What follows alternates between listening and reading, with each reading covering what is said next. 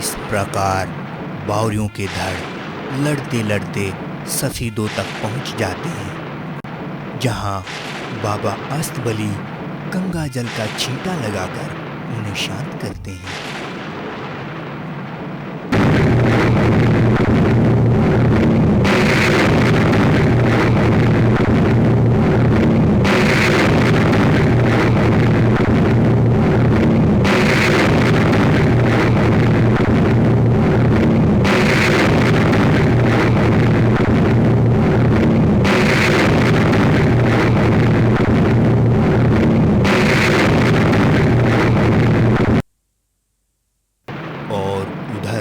मुरथल में जहां बावरियों के शीश कटे पड़े थे, वहां पर 56 कलवे व 64 जुगनी गोगाजी महाराज को पुकारते हैं।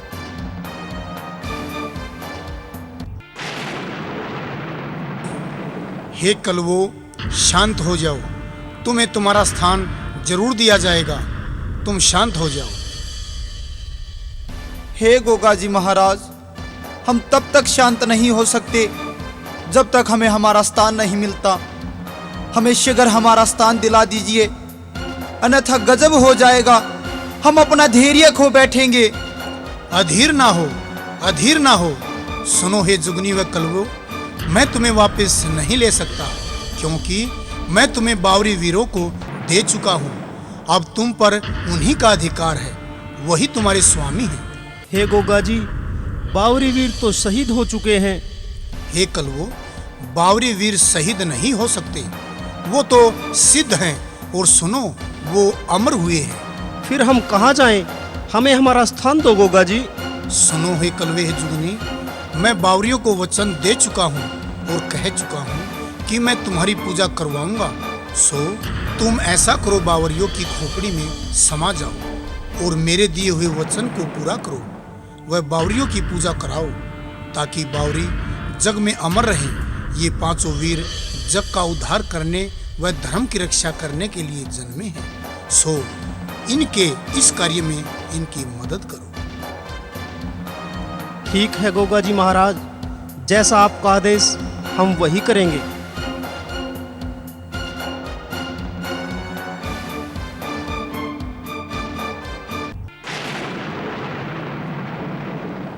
भाई केसरमल। कहो भाई हरि सिंह, क्या ख्याल है? भाई, यहाँ ढाके में कब तक रहेंगे? कोई जतन करो, वरना यहाँ तो कोई साधन भी नहीं है। भाई हरि सिंह, आप ही कोई युक्ति बताओ, नहीं तो यहीं पर सारा समय बीत जाएगा। ठीक है भैया, कोई जतन सोचते हैं। अलक माई की बेटी, अलक माई की बेटी। हे माई, क्या बात है? आज तेरी आंखों में पानी किस लिए है? हे नागे बाबा, आज घर में खाने को कुछ भी नहीं है और मेरी तबीयत भी ठीक नहीं है। बीमारी की वजह से मैं ढाके से आने भी चुक के नहीं लाई बाबा। हे माई, तुम ढाके में जाओ, आज तुम्हारा कल्याण हो जाएगा। और तुम इतनी उदास ना हो, क्योंकि तुम्हारे संकट के दिन टल गए हैं। ठीक है नागे बाबा, जैसी आपकी आज्ञा, मैं वैसा ही करूंगी।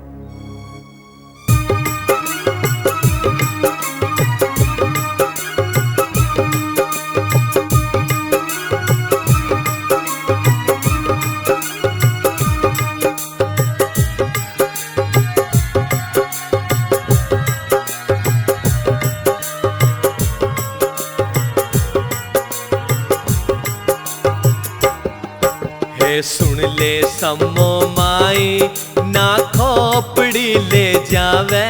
हे सुन ले सम्मो माई ना खोपड़ी ले जावे। रह कट्ठे पांचों भाई मारी मत ना प्रीत घटावे। हे सुन ले सम्मो माई। ये आवाज कैसी है? हैं?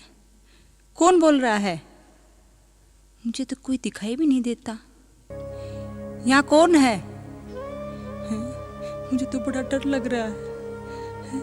जरूर कोई ऊपरी हवा है। ऐसा करती हूँ, भाग लेती हूँ।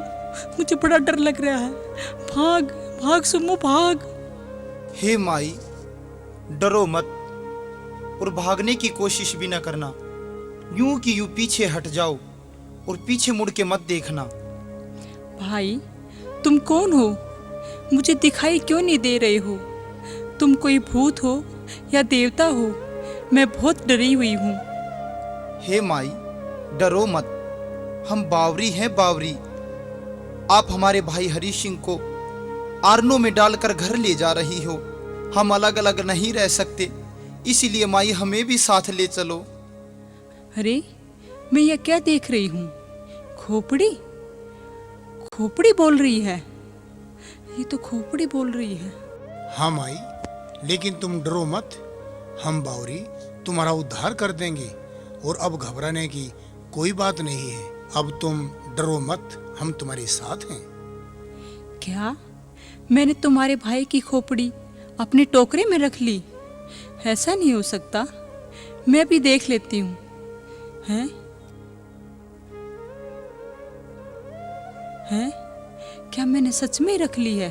हे सम्मो माई, मैं टोकरे में ही हूँ। तुम डरो मत और हम सबको अपने घर ले चलो। फिर देखना तुम्हारे गरीबी के दिन कैसे दूर होते हैं। हे बावरियो, मैं तुम सभी को कैसे ले जा सकती हूँ? मुझसे तो एक खोपड़ी का वजन नहीं उठता, तो मैं तुम 5 खोपड़ियों का वजन कैसे उठाऊंगी? नहीं माई, हम सब आपके टोकरे में ही जम जाएंगे और तुम्हें वजन का पता भी नहीं लगेगा।